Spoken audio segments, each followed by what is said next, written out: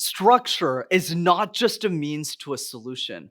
It is more so a principle and a passion.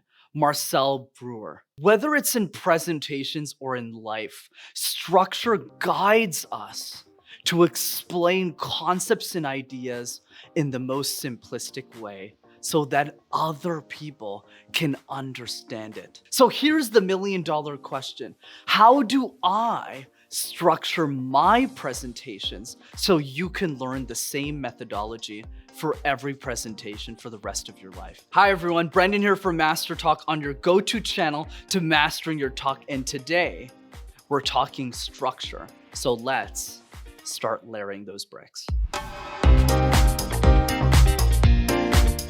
Number one, the best way to tackle structure is to know exactly how we begin and end our presentations. Structure is fairly simple at the end of the day. Presentations have three main components: the introduction, the content, and the ending, otherwise known as the conclusion. But the mistake that most of us make with our presentations is we just keep adding ingredients into our presentation. Oh, let's add this, let's add that, let's add this. So what happens is when you get to the final product, the final presentation that you have to give, it's not that great because it's just adding on a bunch of things until you run out of time. Instead, I propose a strategy called the jigsaw puzzle method. All you have to do is focus all of your energy just on the introduction and then do the same thing with the conclusion and figure out the content after. If you practice your introduction 50 times, it'll only take you an hour and a half, but you'll have mastered that piece of the puzzle. And you'll do the same thing with the conclusion. Because what's a great movie with a terrible ending anyways? Terrible movie. Same logic. If you intentionally know exactly how to start and finish your presentation, it'll be much easier for you to figure out the middle. Number two, there's 100 ways to structure content, but a few that work only for you. At the end of the day, team, when it comes to the middle part of a presentation, the core piece around content, I truly believe that there's no set of rules. It's really based on what are you actually sharing with the world and rather a thought process. So every time I give a presentation or a keynote, I always start from ground zero. The principle of, how do I change my message and my key idea based on the audience I'm speaking to? But having said that, here are a few questions to help simmer some thought and help you figure out the right structure for your ideas and your presentations. Let's start with question one. What is your key idea? What is one sentence that you want your audience to take away from your presentations? In other words, if your audience could only remember one thing from all of your presentation, what would you want that one thing to be and why? So for me, whenever I share an idea at a presentation, it's always convincing people that they can be great speakers too. So when you're clear about what you're actually trying to achieve, it's a lot easier for you to hit the bullseye. Remember, team, there's a very big difference between, hey, my goal is to make $1 million in this presentation and to sell my product, versus inspire them to actually help other people in a specific way. The messaging of those pitches will change drastically just because the key idea is different. So that's question one. Question two is, how can you defend your thesis? Think of it like a courtroom. You're a bunch of lawyers with a judge, and you look at the judge and you say your key idea. So the judge will look at you and say, okay, Brendan, prove it. What should I actually do here? How could I believe you? Prove to me that you're right. And then you can use a set of tools to defend your message. So in my case, what I use is storytelling, laughter, hopefully I'm funny, sarcasm, and I use those tools to help me convey my message. And that's question two.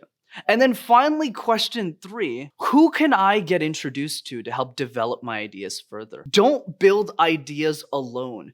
Get people around you to help you by making introductions for you so you can have those discussions, have those dinner conversations, and get the results you're looking for. Remember, team, communication and structure is all about having those necessary conversations with your core audience. When you ask them powerful questions, you'll get reflections and ideas on how to make your content better for other people and sequence that information in the right order.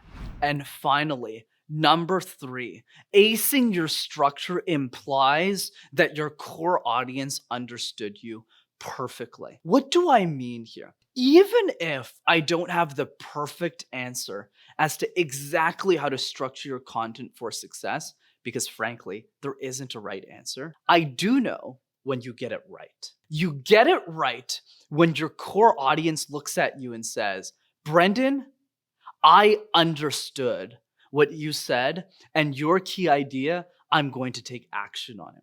Here's an easy example. Let's say you're sharing a cupcake recipe with a group of people, and your key idea, your goal is to make sure that every single person in this room actually bakes a couple of cupcakes this weekend. And then you follow up a week later and you find out that nobody used the recipe.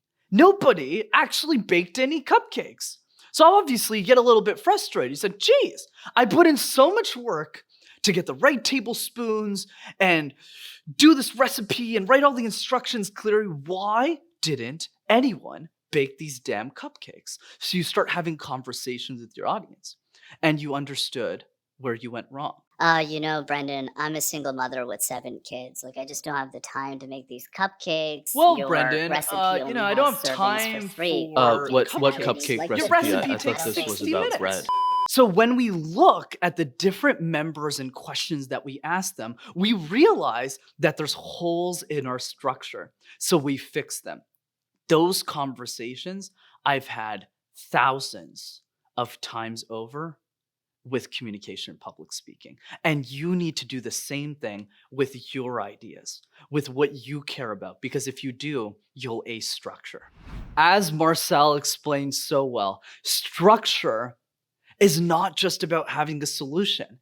It's following your passion and your principles. In other words, it's messy, guys. It's a messy process and a journey. There's no silver bullet to finding the perfect structure. It's a series of powerful questions and discussions until your ideas resonate with the person you're actually trying to serve. And guess what? If you made it to the end of this video, it means you care about the ideas you want to share. So I encourage you to keep going. Even to this day, I'm still asking questions to my audience. I'm still figuring out how I can add more value and create ideas and content that actually hit the bullseye, because it doesn't always hit the bullseye, and that's okay. As always, if you enjoyed this week's episode of Master Talk, be sure to smash that like button and subscribe to the YouTube channel as well to see more videos like this. And if you know one person who struggles with structure, or whenever they talk, you don't really understand them, be sure to send them this video so that they'll be one step closer to mastering their talk. Take care, everyone. See you next time.